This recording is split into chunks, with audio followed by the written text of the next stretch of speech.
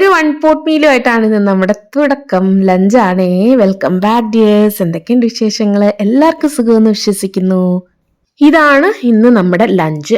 ക്യാരറ്റും ബീട്രൂട്ടും മട്ടറും ഉള്ളി ഉരുളക്കിഴങ്ങ് തക്കാളി എല്ലാം ഇട്ട് സോനാ മസൂരി റൈസ് വെച്ചിട്ട് ഞാൻ ഉണ്ടാക്കിയ ഒരു 1 പോട്ട് മീൽ എന്ന് പറയാം. ഒരു വെജ് ബിരിയാണി സ്റ്റൈൽ പുലാവ് എന്നൊക്കെ പറയുന്ന രീതിയിൽ ഞാൻ ഒരുപാട് വട്ടം കാണിച്ചിട്ടുള്ള ഇതാണ് നമ്മുടെ ലഞ്ച്.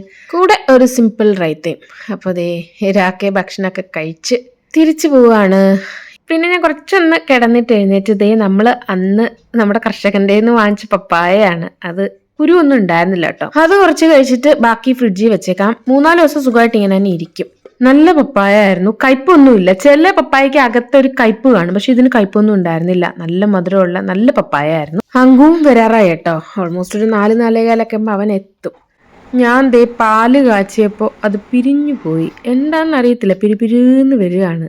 ഞാൻ രാക്കെടുത്ത് പറഞ്ഞു, എന്തായാലും പാല് വരുമ്പോൾ വാങ്ങിച്ചുകൊണ്ട് വരണേ, പാക്കറ്റായാലും മതി. എനിക്ക് പാല് കുറഞ്ഞാൽ വലിയ വിഷമമാണ്. ഞാൻ വലിയ ക്യാപ്സിക്കം അഡിക്റ്റ് അല്ലെങ്കിലും ഞാൻ ക്യാപ്സിക്കത്തിന്റെ ഒരു കാര്യം പറഞ്ഞുതരാം കേട്ടോ. ഈ രീതിയിൽ 4 ഇങ്ങനെ മുഴിച്ച് നിൽക്കുന്നതാണ്. ഇത് ഫീമെയിൽ ക്യാപ്സിക്കോ ആണ്. ഇത് കുറച്ച് മധുരവും നമുക്ക് സാലഡ് പോലൊക്കെ കഴിക്കാൻ പറ്റുന്ന ഒരു ക്യാപ്സിക്കോ കേട്ടോ ഈ ഫീമെയിൽ ക്യാപ്സിക്കം. പിന്നെ ഇതിൽ 3 മുഴം ഇങ്ങനെ ഉള്ളത് മെയിലാണ്. ഇത് മെയിൻലി കറി, നമ്മൾ സബ്ജി എന്ന് ഇവിടെ പറയും, കുക്ക് ചെയ്ത് ഉപയോഗിക്കാൻ ഏറ്റവും നല്ലത് മെയിൽ ക്യാപ്സിക്കോ ആണ്. ഇതിപ്പം ഇവിടെ നമ്മുടെ ലോക്കൽ ആയതുകൊണ്ട് കുഞ്ഞ്, വലുത് വലിയ ക്വാളിറ്റി ഒക്കെ ഉള്ളതാണെങ്കിൽ നല്ല രീതിയിൽ നമുക്ക് മുഴിച്ച് കാണാൻ പറ്റും. ഇപ്പൊ ക്യാപ്സിക്കം വേറെ ഒന്നല്ല. ഇന്നൊരു ഈസി ചില്ലി ഗോബി ഞാൻ കാണിച്ചു തരാവേ. ഇവിടെ രാക്കയുടെ ഫേവറേറ്റ് ആണ്.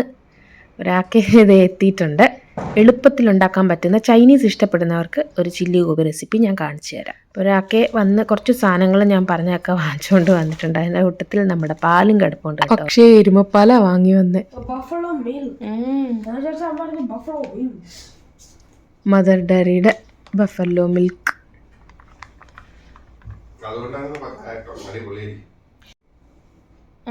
ഒരു 10 വർഷം മുന്നേ ഞാൻ വാങ്ങിച്ചിട്ടുണ്ട് കേട്ടോ എരുമപ്പാല്. ഇവിടെ കൂടുതൽ അതായിരുന്നു കിട്ടുന്നത്. പിന്നെയാണ് ഞാൻ പശുപാലിലോട്ട് മാറ്റിയത്.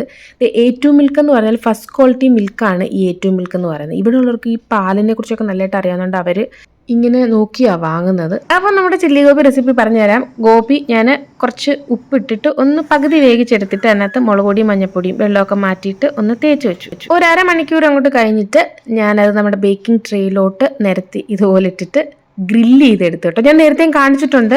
ആ രീതിയിൽ തന്നെ ഗ്രില്ല് ചെയ്തെടുത്തു. 180 ഡിഗ്രിയിൽ ഒരു 30 മിനിറ്റ് ഞാൻ ഗ്രില്ല് ചെയ്തെടുത്തു. ഓൾറെഡി ഹാഫ് കുക്ക്ഡ് ഗോബി ആയിരുന്നല്ലോ. അതിനകത്ത് മഞ്ഞപ്പൊടിയും ഉപ്പും മുളക് പൊടിയും കൂടെ തേച്ച് പുരട്ടി വെച്ചിട്ടാണ് ഞാൻ ഈ രീതിയിൽ ഫ്രൈ പോലെ ചെയ്തെടുത്തു. 1 ടീസ്പൂൺ എണ്ണയും കൂടെ ഒന്ന് സ്പ്രിങ്കിൾ ചെയ്ത് കൊടുത്തിട്ടുണ്ടായിരുന്നു. അത്രയും മതി. നമ്മൾ ഫ്രൈ ചെയ്തെടുക്കുന്ന ഗോബി പോലെ ഇരിക്കും. നല്ല ടേസ്റ്റുമാണ്.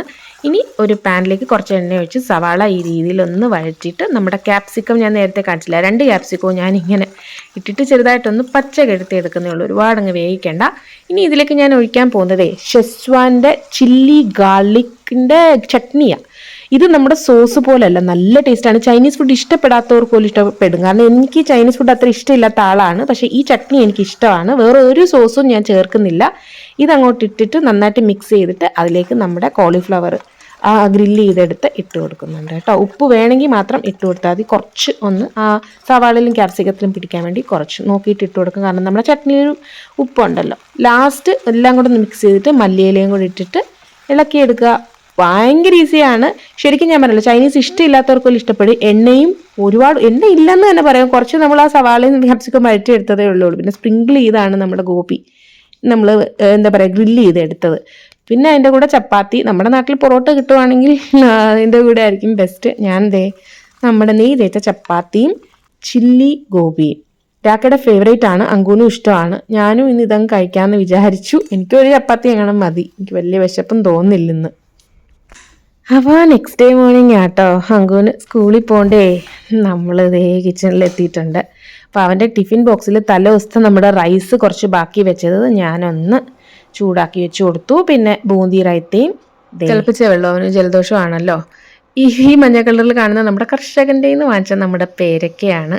അവന് പേരക്ക ഇഷ്ടം കേട്ടോ. അത് മുറിച്ച് ഞാനൊരു പാത്രത്തിലോട്ട് ഇട്ട് കൊടുത്തു. അപ്പോൾ അവൻ റെഡിയായി. നേരത്തെ റെഡി ആട്ടോ. ചില നല്ല മൂടുള്ള ദിവസങ്ങളിൽ ഓക്കെയാണ് കണ്ടോ കളിക്കുകയൊക്കെ ചെയ്യുന്നത്. രാക്കെ അവിടെ നിന്ന് പഠിക്കുകയാണ്. രാക്കെ PhD ചെയ്യുന്നുണ്ട്. അപ്പോൾ അതാണ് ഈ രാവിലെ എഴുന്നേറ്റ് പഠിത്തവും കാര്യങ്ങളും ഒക്കെ. രാത്രിയിലും കുറച്ച് പ്രിപ്പയർ ഒക്കെ ചെയ്തിട്ടാണ് കിടക്കുന്നത്. അപ്പോൾ നല്ല രീതിയിൽ തല പുകഞ്ഞ് പഠിക്കാനുണ്ടല്ലോ അതിനൊക്കെ.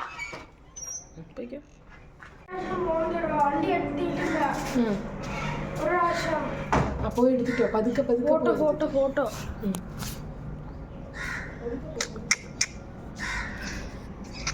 മയിലുകളാട്ടോ, പെൺമയിലുകൾ. ഒരാൺമയിലും കണ്ടേ ഉള്ളൂ, കുറേ പീലിയൊക്കെ ആയിട്ട് ഇങ്ങനെ നടക്കുന്ന കാണാം. പക്ഷെ പെൺമയിലുകൾ ഒത്തിരി ഉണ്ട് ഇവിടെ. അപ്പോൾ അങ്കുവിൻ്റെ ബസ് വരുന്നോന്ന് ഞാൻ നോക്കുകയാണ്. കിച്ചൺ ബാൽക്കണിയിൽ ആ മാവുള്ളതുകൊണ്ട് ക്ലിയർ ആയിട്ട് അങ്ങോട്ട് കാണാൻ പറ്റത്തുള്ളൂ. നമ്മുടെ ഇപ്പുറത്തെ റൂമിനകത്ത് ആ ജനലിൽ കൂടെ നല്ലതായിട്ട് കാണാം ബസ്.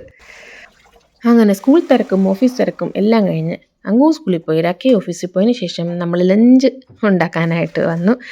കുറച്ച് ഇന്ന് ചോറാട്ടോ, അരി അടുപ്പിട്ടിട്ടുണ്ട്.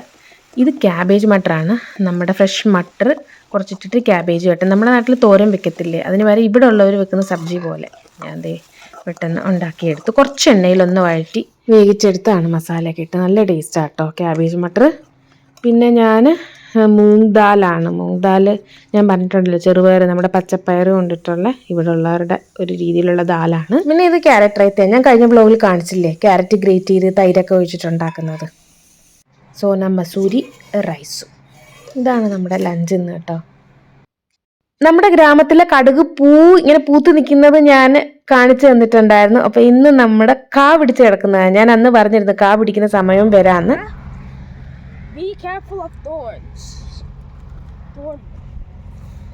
അങ്കു തന്നെ മുന്നിൽ പോവാ. അപ്പം മൂത്തിട്ടില്ല, ചെരിഞ്ഞ് തുടങ്ങിയിട്ടേ ഉള്ളൂ.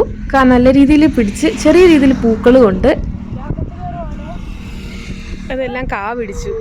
എന്ത് പറ്റി? കായ പിടിച്ചു, ഫുൾ കടുക് പിടിച്ചു, ചെരിഞ്ഞു. ലാസ്റ്റ് വെട്ടം നമ്മൾ കാണിച്ചപ്പോൾ ഫുൾ പൂവല്ലായിരുന്നു, ഇപ്പം അതെല്ലാം കായായി കണ്ടോ.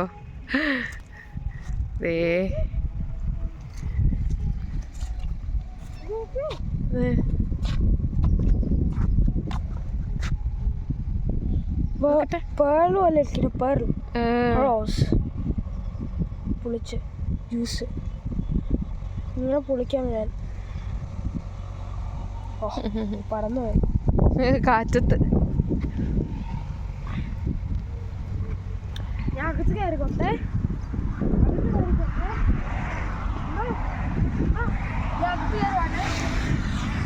കേറിക്കോ.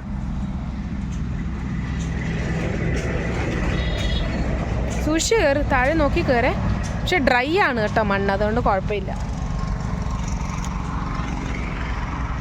നല്ല ശക്തിയിൽ സൂര്യൻ നിൽപ്പുണ്ട്, ചെറിയ തണുപ്പും ചെറിയൊരു കാറ്റും ഉണ്ട് കേട്ടോ, അത്രേ ഉള്ളൂ ഇന്ന്. ഏതാക്കളെ ആണോ?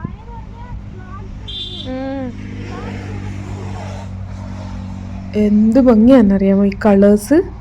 അങ്ങ് പോവാണേ. ആ മതിയാ, ഒരുപാട് അങ്ങ് പോകണ്ട. ഞാനെന്തേ അപ്പം അകത്തോട്ട് പോവാ കേട്ടോ. നല്ല ഡ്രൈ ആയിട്ട് കിടക്കുക താഴെ. നമുക്കും പോയി നോക്കാമേ. പക്ഷെ സുഖമായിട്ട് ഇപ്പം കയറാൻ പറ്റുന്നുണ്ട്. പൂ മാത്രമേ ഉള്ളപ്പോൾ കയറാൻ പാടായിരുന്നു, പക്ഷെ ഇപ്പം സുഖമായിട്ട് കയറാൻ പറ്റുന്നുണ്ടല്ലേ.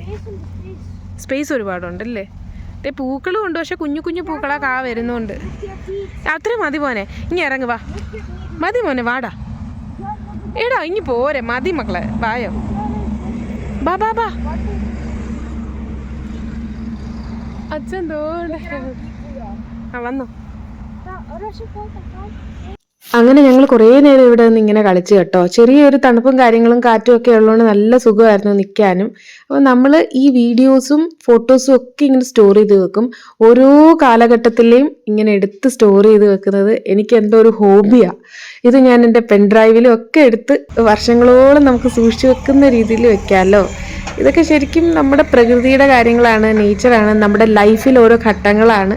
അപ്പോൾ ഞാൻ ഇതൊന്നും മിസ് ചെയ്യാറില്ല. ഇങ്ങനെയുള്ള സ്ഥലങ്ങളിലെല്ലാം പോയാലും ഞാൻ എല്ലാ വീഡിയോസും ഫോട്ടോസും സൂക്ഷിച്ച് ഇങ്ങനെ സ്റ്റോർ ചെയ്ത് വെക്കും. അങ്കുവിനും ഇത് ഭയങ്കര ഇഷ്ടമാണ് കേട്ടോ. അവൻ കുഞ്ഞിലേ ഇങ്ങനെ ഞാൻ ശീലിപ്പിച്ചുകൊണ്ടായിരിക്കും ഇങ്ങനെയുള്ള കാര്യങ്ങളൊക്കെ കാണുമ്പോൾ അവന് ചാടി ഇറങ്ങി വന്ന് ഫോട്ടോ വീഡിയോ ഒക്കെ എടുക്കാനും ഇങ്ങനെയൊക്കെ കളിക്കാനും ഒത്തിരി ഇഷ്ടമാണ് അവന്. ഇത് നമ്മുടെ അങ്കുവിൻ്റെ ഒളിമ്പിയാഡ് എക്സാമിൻ്റെ ഞാനൊരു വ്ളോഗ് ഇട്ടില്ലേ, അന്ന് തിരിച്ചു വന്നപ്പോൾ എടുത്ത വീഡിയോസാണ്. കുറേ നിന്നിങ്ങനെ കളിച്ചിട്ടാണ് ഞങ്ങൾ തിരിച്ചു പോകുന്നത് കേട്ടോ. നമുക്ക് വീട് ചുറ്റും ഇപ്പോൾ കടുകും ഗോതമ്പും തന്നെയാണ് പാടങ്ങൾ. ഹോളി മാർച്ച് ഫസ്റ്റ് വീക്ക് വരുമല്ലോ, അത് കഴിയുമ്പോഴത്തേക്കും ഇത് ഓൾമോസ്റ്റ് സെക്ഷനായിട്ട് കൊയ്യാറാകും കേട്ടോ ഈ കടുകുകളൊക്കെ. അപ്പോൾ രാക്കെ കാറിലിരിക്കുകയാണ്. ചില സമയങ്ങളിൽ രാക്കേനെയും കുത്തിപ്പൊക്കി കൊണ്ടുവരാറുണ്ട്. ഇന്നിപ്പോൾ പിന്നെ നോർമൽ കാഴ്ചകളായതുകൊണ്ട് ഞങ്ങൾ രണ്ടുപേരും മാത്രമേ വന്നുള്ളൂ. അപ്പോൾ ഇന്നത്തെ വീഡിയോ ഇവിടെ വെച്ച് വൈൻഡപ്പ് ചെയ്യാട്ടോ. മറ്റൊരു നല്ല വീഡിയോ ആയിട്ട് കാണുന്നത് വരെ എല്ലാവർക്കും thank you so much. Bye bye dears.